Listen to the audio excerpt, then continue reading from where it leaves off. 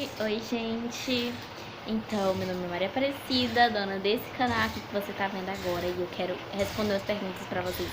Que, nossa, me mandaram muita pergunta lá no Instagram. As pessoas que me segue lá e que é daqui também, mandaram muita pergunta. Me perguntando sobre várias coisas, sobre continuar com o canal. Eu quero, não vou mentir pra vocês que eu quero continuar com o canal, mas o celular não é meu, é da minha mãe. Eu tenho o meu canal, meu celular.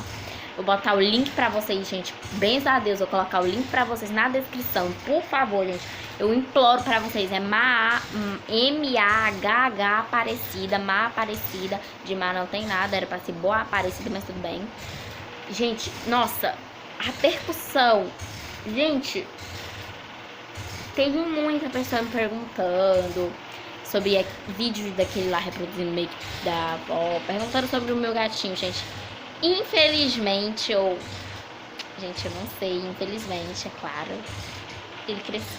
Era pra ele ter ficado pequeno pra sempre, gente. Gente, o que foi isso? Era pra ele ter ficado pequeno, gente. Que fofo que ele era.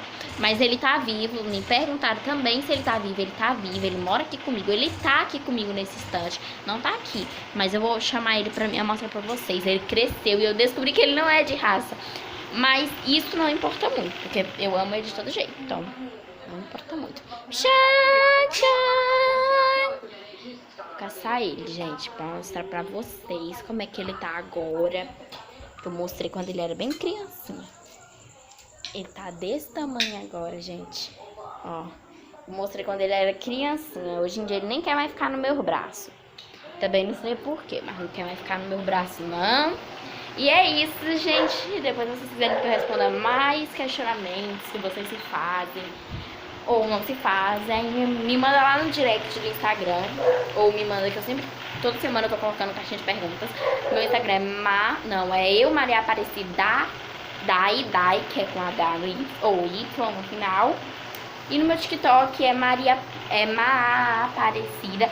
Meu mesmo arroba do meu canal, Ma Aparecida 2. Beijão, vocês, tchau!